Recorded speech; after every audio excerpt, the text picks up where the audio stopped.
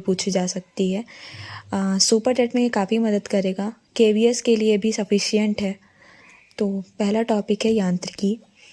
यांत्रिकी मैकेनिक्स, इसके अंदर काफ़ी सब टॉपिक हैं, पर स्टार्टिंग जितना सिलेबस में है उतना ही है इसमें।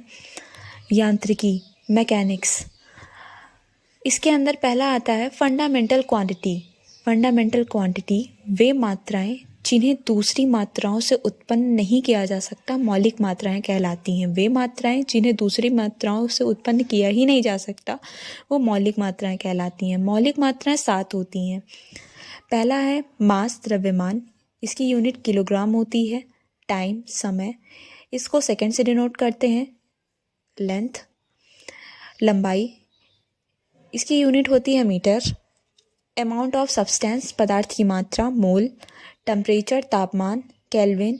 लुमिनस इंटेंसिटी, ज्योति तीव्रता, कैंडिला, इसका मात्रक कैंडिला होता है। इलेक्ट्रिक करंट, विद्युत धारा, इसका मात्रक एम्पियर होता है। ये 7 मौलिक राशियाँ होती हैं, मौलिक मात्राएं होती हैं, फंडामेंटल क्वांटिटीज़। फिर आता है अदिश मात्रा, स्केलर क्वांटिटी।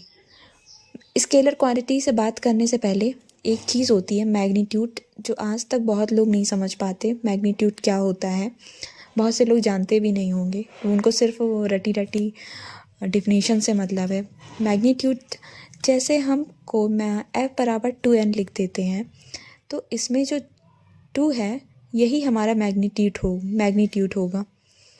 ठीक है, ये जो 2 है यहाँ पे F बराबर 2n, ये मैग्नीट्यूड होगा। और जो स्केलर क्वांटिटीज़ होती हैं इन्हें सिर्फ मैग्नीट्यूड से मतलब होता है, डायरेक्शन से इनका कोई डायरेक्शन का इसमें कोई रोल होता ही नहीं है। स्केलर क्वांटिटी वे मात्रा जो केवल परिमाण पर निर्भर करती हैं परंतु दिशा पर निर्भर नहीं करती अदिश मात्राएं कहलाती हैं। इनको सिर्फ जो ऐसे अभी आप बताया कि F बराबर 2n या कोई भी आप ले सकते हैं, इनको सिर्फ इससे मतलब होगा, इनमें दिशा का कोई रोल होगा ही नहीं, डायरेक्शन का कोई रोल होगा ही नहीं। वे मात्रा जो केवल परिमाण पर निर्भर करती हैं परंतु दिशा पर निर्भर नहीं करती अदिश मात्राएं कहलाती हैं। ये हमेशा धनात्मक होती हैं। इसको हम सिंपल एडिशन से ही सॉल्व कर सकते हैं, जबकि वेक्टर क्वांटिटीज़ में ऐसा बिल्कुल नहीं है। ये केवल हमेशा धनात्मक होंगी, ये ना तो जीरो होंगी ना ऋणात्मक होंगी, ये हमेशा ही धनात्मक होंगे और सिंपल एडिशन से इन्हें निकाला जा सकता है।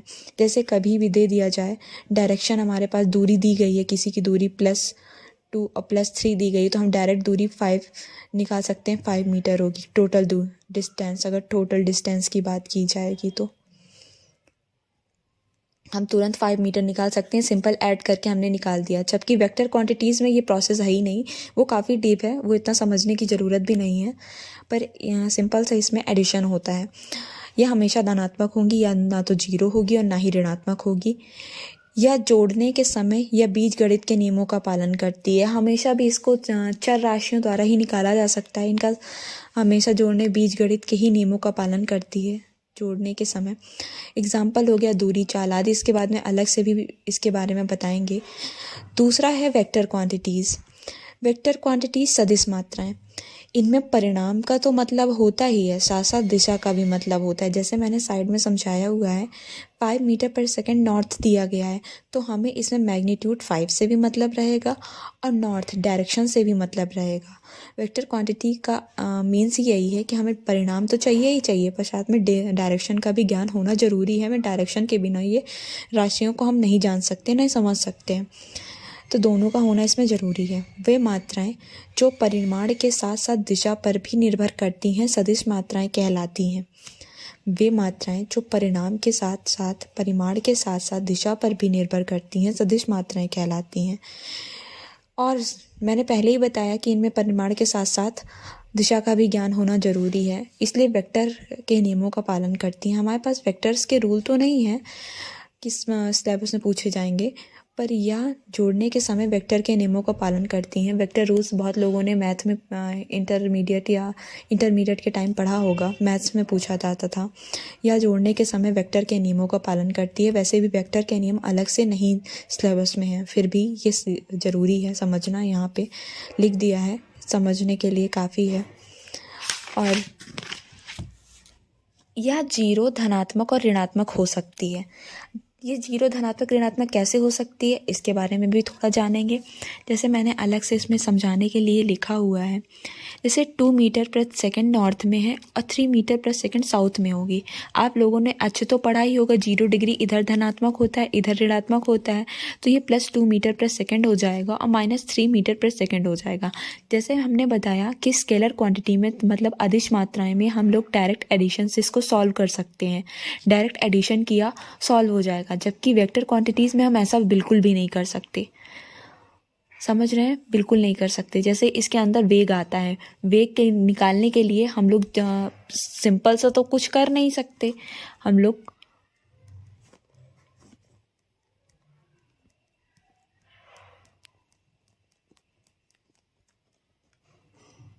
cos थीटा वेक्टर के रूल्स के अकॉर्डिंग है। ये ज़्यादा समझने की ज़रूरत भी नहीं है क्योंकि इस सिलेबस में नहीं आता, ज़्यादा डीप नहीं जाएंगे। तो ये बता रहे थे ये जीरो धनात्मक और ऋणात्मक हो सकता है। एग्जाम्पल विस्थापन, वेग, त्वरण बल आदि। इसके आगे भी बहुत से टॉपिक हैं, थोड़ा थोड़ा करके चल रहे हैं जिससे समझने में आसानी होगी। पूरी नोट्स अवेलेबल होंगी, पूरी नोट्स में जहाँ दिक्कत होगी वहाँ समझाने की कोशिश करूँगी, पर पूरी नोट्स अवेलेबल होंगी। केमिस्ट्री की भी चलेगी, पर एक एक टॉपिक लेके चलेंगे। अगर फिजिक्स का एक चैप्टर ख़त्म होता है उसके बाद केमिस्ट्री का अपलोड करेंगे। एक चीज़ है, जैसे इलेक्ट्रिक करंट स्केलर क्वांटिटी होती है, वेक्टर क्वांटिटी होती है, मतलब अदिश मात्रा होती है, सदिश मात्रा होती है। चलिए देखते हैं। एक सर्किट है, सर्किट में ये धारा रेजिस्टेंस है, ये रेजिस्टेंस होता है। ये धारा प्रवाहित हो रही है, 5 एम्पियर इसमें धारा प्रवाहित हो रही है। डायरेक्शन के लिए एरो लगा हुआ है, तो इसके पास मैग्नीट्यूड भी है और डायरेक्शन भी है।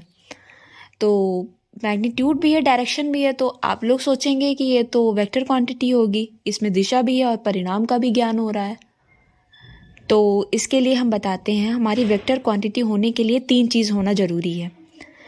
मतलब इसके पास डायरेक्शन भी होना चाहिए, मैग्नीट्यूड भी होना चाहिए, और ये वेक्टर लॉ ऑफ एडिशन का एडिशन फॉलो कर रहा हो, vector of law of addition. तो हमने देखा होगा कि इलेक्ट्रिक करंट में जब हम लोग निकालते हैं I1 + I2 डैश पूरा ऐसे करके निकालते हैं, तो ये हमारे पास इसके इलेक्ट्रिक करंट में मैग्नीट्यूड तो फॉलो कर रहा है, डायरेक्शन भी फॉलो कर रहा है, पर ये थर्ड कंडीशन नहीं फॉलो कर रहा है। वेक्टर लॉ ऑफ एडिशन ये नहीं फॉलो कर रहा है, मतलब मैग्नीट्यूड भी फॉलो कर रहा है, डायरेक्शन भी है, पर third number vector law of addition ये फॉलो नहीं कर रहा है।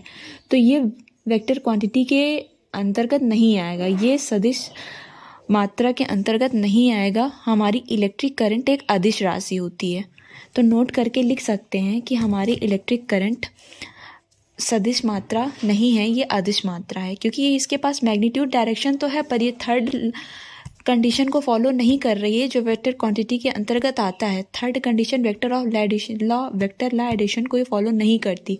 मैग्नीट्यूड और डायरेक्शन होने के बावजूद भी ये सदिश राशि कहलाती है, अदिश राशि कहलाती है।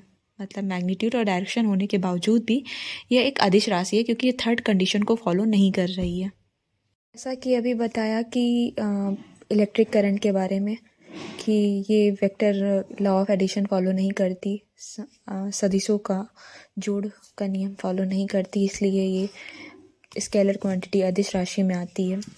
तो इसको एक नोट में लिख दिया है। विद्युत धारा के पास परिमाण और दिशा होते हुए भी यह एक अदिश राशि है, क्योंकि सदिश राशि होने के लिए 3 पॉइंट्स होने चाहिए जो बताया था। परिमाण होना चाहिए, दिशा होनी चाहिए, वेक्टर लॉ ऑफ एडिशन सदिशों का जोड़ का नियम फॉलो करे। परिमाण और दिशा तो है, परंतु थर्ड पॉइंट ये फॉलो नहीं करती, सदिशों का जोड़ का नियम फॉलो नहीं करती, इसलिए यह एक अदिश राशि है। पर अगर ऑप्शन में अदिश राशियाँ और सदिश राशि होने के साथ साथ एक और पॉइंट दिया है, प्रदिश राशियाँ, तो इलेक्ट्रिक करंट हमारी प्रदिश राशि में आएगी, ना तो ये अदिश में आएगी ना ये सदिश में आएगी, ये प्रदिश राशि में आएगी अगर ऑप्शन में है तो टेंसर क्वांटिटी भी जान लेते हैं। टेंसर क्वांटिटी क्या होती हैं, प्रदिश राशियाँ क्या होती हैं। वे मात्राएं जो ना तो सदिश हों और ना ही अदिश हों, प्रदिश मात्राएं कहलाती हैं। इलेक्ट्रिक करंट ने बताया कि अगर ऑप्शन में प्रदिश राशियाँ ऑप्शन में है, टेंसर क्वांटिटी ऑप्शन में है, इन तीनों के साथ, तो ऑप्शन में यही सही माना जाएगा। वे मात्राएं जो ना तो सदिश हैं ना तो अदिश हैं, प्रदिश मात्राएं कहलाती हैं टेंसर क्वांटिटी। अब नेक्स्ट हेडिंग है दूरी। दूरी का समझने के लिए सबसे पहले चीज़, अगर कोई बॉडी ए पॉइंट पे है, फिर वो बी पॉइंट पे जाती है, फिर वो सी पॉइंट पे जाती है, सी से डी आती है, तो इसकी डिस्टेंस क्या होगी? टोटल हम ए से B, distance equal to A B plus B C plus C D, इसकी टोटल डिस्टेंस ये होगी, ए से बी से सी प्लस फिर सी से डी। ठीक है, तो इसकी डिफिनीशन लिख सकते हैं, इसके बारे में बोल सकते हैं, किसी वस्तु द्वारा तय की गई वास्तविक लंबाई को दूरी कहते हैं। टोटल दूरी ए से बी से सी प्लस सी से डी, किसी वस्तु द्वारा तय की गई वास्तविक लंबाई को दूरी कहते हैं। दूरी को पहले ही बता चुके हैं कि स्केलर क्वांटिटी होती है, अदिश मात्रा होगी तो यह हमेशा धनात्मक होगी, यह हमेशा धनात्मक होती है और इसका इकाई मात्रक मीटर होता है। इसको समझने के लिए इतना काफ़ी है। इसकी टोटल दूरी, जैसे कोई बॉडी ए से बी से सी फिर सी से डी जा रही है, तो हम इसकी टोटल डिस्टेंस कैसे लिखते हैं? A B plus B C plus C D. तो किसी वस्तु द्वारा तय की गई वास्तविक लंबाई को दूरी कहते हैं, या हमेशा धनात्मक होती है, क्योंकि पहले बता चुके हैं कि ये अदिश राशि है, स्केलर क्वांटिटी है, तो ये हमेशा धनात्मक होगी। इसका एसआई मात्रक मीटर होता है।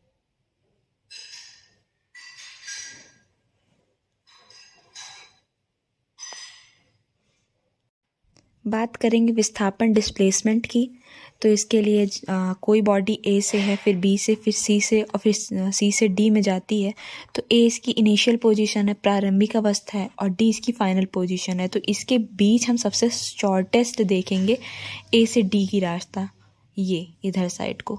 तो ये जो ए से डी में शॉर्टेस्ट डिस्टेंस इसने तय की है, इसी को डिस्प्लेसमेंट कहते हैं। मतलब ना पूरी ना होके ये इनिशियल पोजीशन और फाइनल पोजीशन तक जाने के लिए सबसे शॉर्टेस्ट जो रास्ता है, शॉर्टेस्ट दूरी तय की है, उसी को डिस्प्लेसमेंट कहते हैं, विस्थापन कहते हैं। तो इसको ऐसे लिख सकते हैं, शुरुआत और अंतिम स्थिति के बीच की सबसे छोटी दूरी को विस्थापन कहते हैं। इसका भी मात्रक मीटर होगा, बताया ए से डी में। शुरुआत और अंतिम स्थिति के बीच की सबसे छोटी दूरी को विस्थापन कहा जाता है।